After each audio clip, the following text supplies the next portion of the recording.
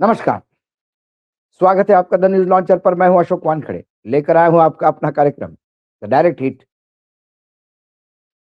लगता है योगी आदित्यनाथ जी जो मुख्यमंत्री है उत्तर प्रदेश के,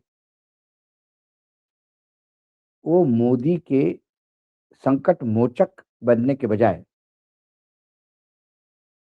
संकट देने वाले बन रहे हैं।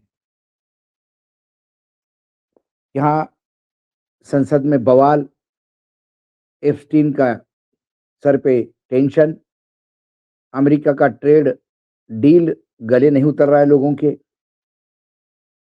नरवणे की किताब बेवजह इशू बनी, स्पीकर साहब के खिलाफ अविश्वास प्रस्ताव। जब दिल्ली चारों तरफ से जकड़ी हुई है, तो ये यूजीसी का जो भूत है, ये जब भी ठंडा पड़ता है, योगी जी ऐसा कुछ करते हैं कि फिर उफान पे आता है। लखनऊ में दनादन 100 एफआईआर हुई, विधायक के बाल पकड़कर घसीटा गया, यानी गाड़ी में ठूसा गया। लगता है योगी जी ने जानबूझकर मोदी जी को फंसाया है। ओबीसी और एससी आग बबूला है। क्या हुआ लखनऊ में? लखनऊ में आज एक मार्च निकला और वो मार्च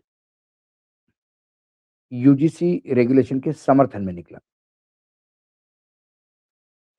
लखनऊ में पुलिस और पल्लवी पटेल विधायक के बीच अब झड़प हो गई।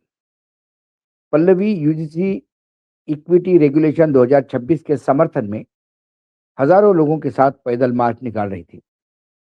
उनके साथ सैकड़ों महिलाएं भी इस मार्च में शामिल थी। महिलाओं संग वो आईटी चौराहे से निकली, जहां से विधानसभा तक जाना था। मार्च जब रिजर्व पुलिस लाइन के पास से गुजरा, यानी गुजरने लगा, तो पुलिस ने पल्लवी पटेल को रोका। वहां बड़ी बड़ी कटीले बैरिकेड की गई थी। पल्लवी ने इस पर चढ़ने की कोशिश की, तो पुलिस ने उनको बलपूर्वक रोका। इस दौरान पुलिस और पल्लवी के बीच में झड़पें हो गई। झड़प के बाद वह सड़क पर ही धरने पर बैठ गई। पुलिस ने काफी देर तक पुलिस की तरफ से समझाइश चलती रही, लेकिन वो हटने को तैयार नहीं थी। 15 मिनट के बाद पुलिस ने एक एक करके सभी कार्यकर्ताओं को हिरासत में ले लिया, गाड़ी में बिठा दिया, लेकिन पल्लवी रास्ते पे लेट गई, वहीं सड़क पर। पुलिस के लिए बहुत मुश्किल हो रही थी कि उनको गाड़ी तक कैसे ले जाए। वो गाड़ी तक बड़े मुश्किल से ले गए, लेकिन गाड़ी के अंदर वो जाने को तैयार नहीं थी। पुलिस थोड़ी देर बाद तो उन्हें हाथ से धक्का मार के गाड़ी में अंदर करने का प्रयास कर रहे थे। जब बात नहीं बनी, तो उनके बाल पकड़कर गाड़ी में उनको ठूस दिया गया। ये जो आप इस प्रदर्शन के कुछ वीडियो भी अभी देख लीजिए। देखिए ये देखिए किस तरीके से पल्लवी पटेल जो है वो देखिए ये देखिए कैसे देखिए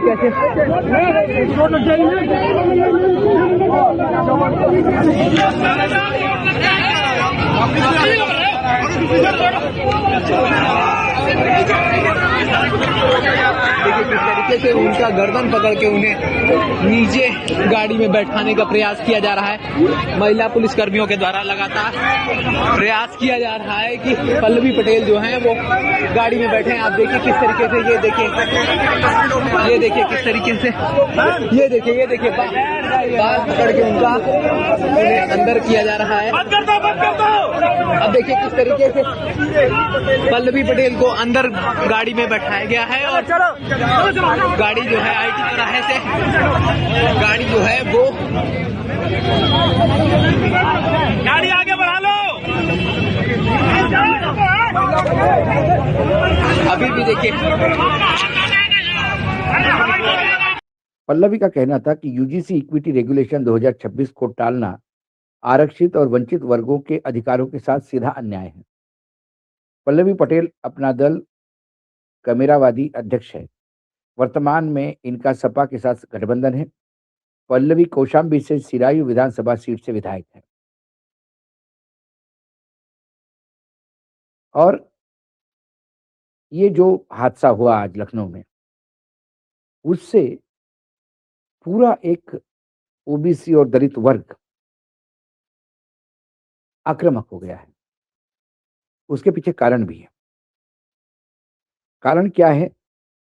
तो चंद्रशेखर आज़ाद का सोशल प्लेटफ़ॉर्म पे एक ट्वीट है। वो अपने आप में इस जो कांड हुआ लखनऊ में, इसकी उग्रता बताता है।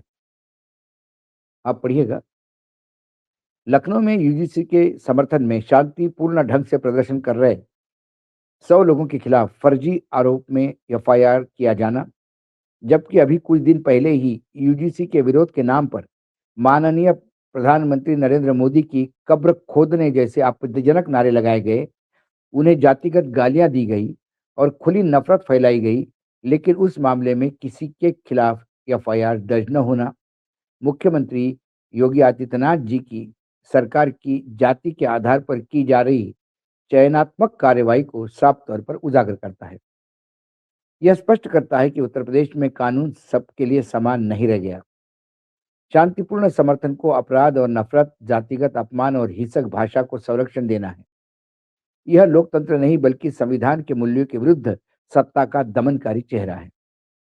हम यूपी गवर्नमेंट से मांग करते हैं कि शांतिपूर्ण प्रदर्शनकारियों पर दर्ज सभी एफआईआर तत्काल वापस ली जाए।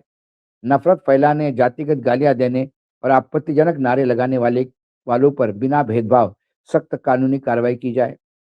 कानून अगर जाति, राजनीतिक पसंद के आधार पर लागू होता है, तो यह कानून का राज नहीं बल्कि सत्ता का न्याय होगा। संविधान समानता और लोकतांत्रिक अधिकारों की रक्षा के लिए हम इस दोहरे मापदंड के खिलाफ अपनी आवाज उठाते रहे।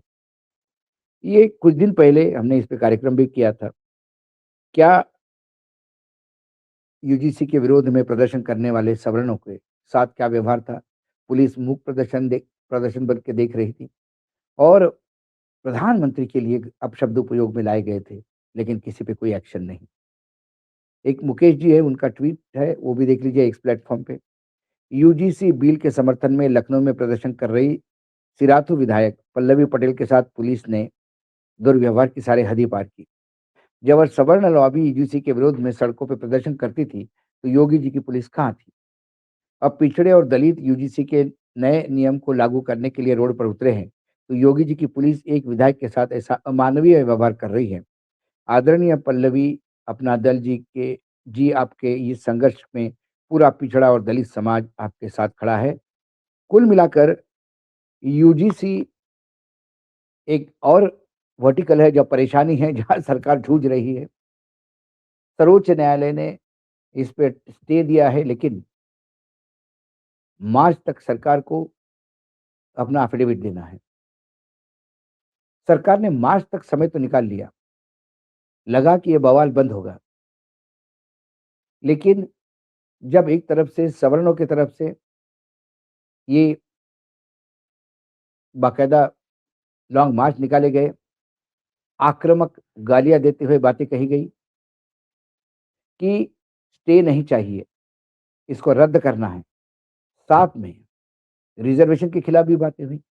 साथ में एक मांग जो एट्रोसिटी कानून है, उसको भी रद्द करने की हो रही थी। पूरा पैकेज लेके सवर्ण चल रहा है, लेकिन जब सवर्ण रास्ते पे उतरता है, तो पुलिस उनकी एस्कॉर्ट बन के चलती है, क्योंकि ठाकुरों का राज चल रहा है उत्तर प्रदेश में। लेकिन दलित और पिछड़े ओबीसी जब यूजीसी के कानून के फेवर में रास्ते पे उतर आते हैं, तो पुलिस का रवैया दमनकारी है। यही सामंतवाद है। इसी सामंती सोच के खिलाफ एट्रोसिटी एक्ट आया था।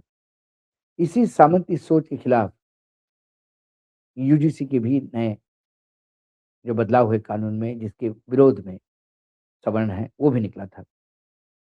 कुल मिलाकर समाज में घटक तो अलग-अलग हो सकते हैं, लेकिन सरकार तो सबकी होती है। सरकार का कोई धर्म नहीं होता, सरकार निरपेक्ष होती है। लेकिन यहाँ पे ये सरकार नहीं, योगी आदित्यनाथ गोरखपुर का मठ के हिसाब से उत्तर प्रदेश की सरकार चला रहे हैं। और जितने दलित वहां उत्पीड़ित होंगे, उतना ही नरेंद्र मोदी के लिए परेशानियां खड़ी होगी, क्योंकि ये दलित की गूंज सिर्फ यूपी तक नहीं रहेगी, ये यूपी से लेके तमिलनाडु तक जब आवाज उठने लगेगी, तब इससे बदनाम होगा दिल्ली। क्या शंकराचार्य को जिस हिसाब से अपमानित किया गया और उससे अहिंदू होने की या हिंदू विरोधी होने की जैसी छवि योगी आदित्यनाथ की बन गई थी पूरे देश में, और इसमें कहीं न कहीं दिल्ली का हाथ था, उन्हें लगता था, क्योंकि उनका एक उप मुख्यमंत्री ही दिल्ली के इशारे पे यदि शंकराचार्य के समर्थन में उतरता है, तो क्या ये दूसरा तरफ से दांव चला हुआ यूजीसी का उत्तर प्रदेश में योगी जी से योगी जी का काम है या उनके टीम का काम है? क्योंकि सबसे पहले यूजीसी इस कानून के बारे में जो बवाल हुआ, वो उत्तर प्रदेश में। सवर्ण और पिछड़े, ओबीसी, ये सब आमने-सामने खड़े हो गए। लेकिन अब इन दोनों का रुख मोदी की तरफ है और गालियाँ मोदी जी को दी जा रही है। जितना उत्पीड़न दलितों का होगा, उतना मोदी जी को कटघरे में करा जाएगा। ये यूजीसी का जिन्न क्या फिर से, जो लग रहा था कि सुप्रीम कोर्ट में मामला गया, स्टे दिया तो थोड़ा-सा ठंडा पड़ जाएगा, लेकिन योगी जी के पुलिस द्वारा बर्बरतापूर्ण व्यवहार दलितों के साथ करने पे क्या फिर एक कोई नया दलित आंदोलन शेप लेगा? बहुत, मुझे तो इससे सीधा दिल्ली हिट होता हुआ दिखाई देता है। आज इतना ही, कल फिर आता हूँ किसी विषय के साथ। तब तक के लिए नमस्कार, देखते रहिएगा द न्यूज़ लॉन्चर।